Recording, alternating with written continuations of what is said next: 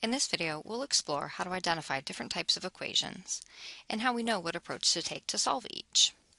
We're asked to identify the type of equation for 3 different equations and then solve each of them using appropriate techniques.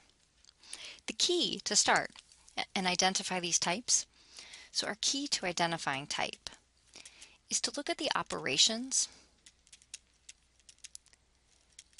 and the exponents and the radicals. Those are going to tell us what type of equation we have, and then that will help us determine what techniques we need to use. So look at the operations, exponents, and radicals. So for this first one, we have the equation 5x plus 2 equal to 17. We can see that that's simply the number 5 times x. We've then added 2, and that's equal to 17. So looking at 1, the operations, and 2, the fact that x is simply x to the first power, tells us that this equation is linear.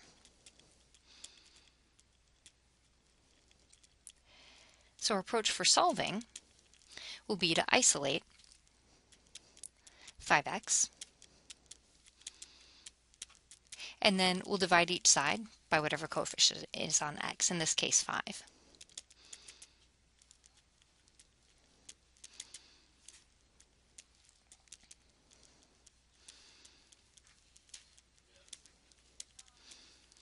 And in a moment, I'll go through and solve this, but for now I'm going to go through the identification for each of these equations.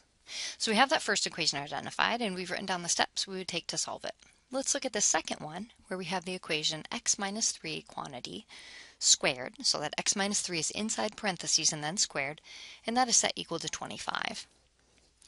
This square is telling us something key about this equation. That square is indicating that we have a quadratic equation here.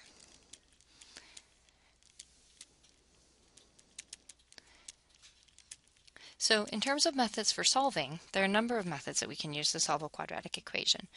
We will either use the square root property or the quadratic formula.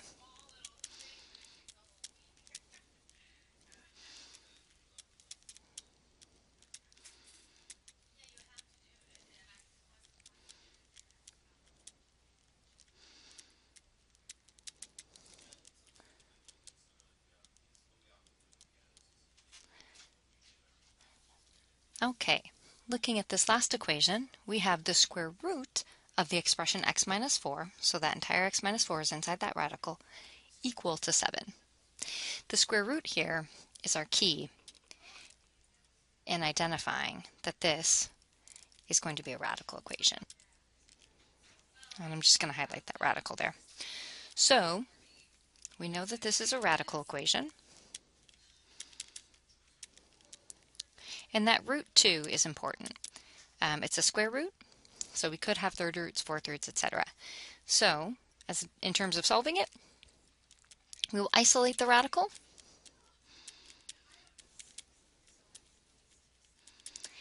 And then we will raise each side to the second power.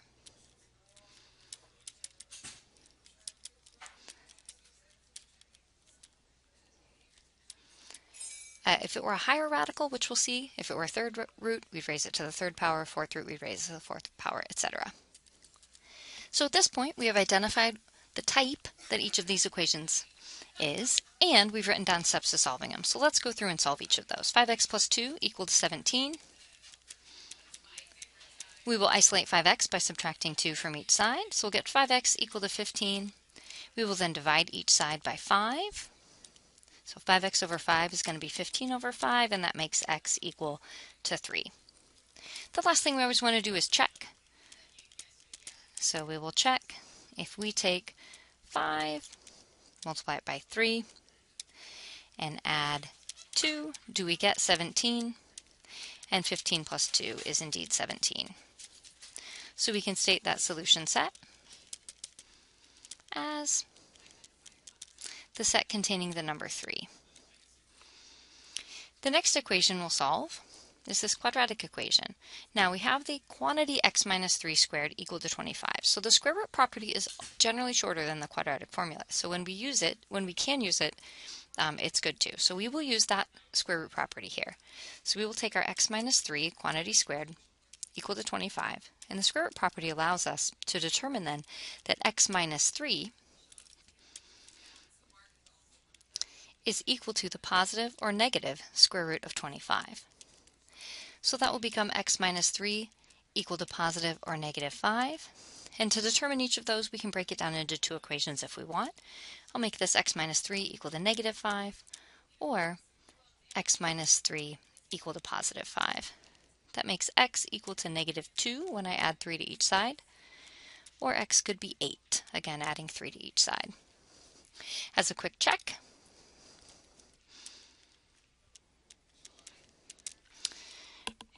I want to put negative 2 into that original equation. So I'm checking. I'll put in negative 2 minus 3, quantity squared. Checking, is that equal to 25? So on the left, I'm going to get negative 5, quantity squared, and that does indeed equal 25. For my second check here, I will take 8 minus 3, that quantity is squared, check if that equals 25.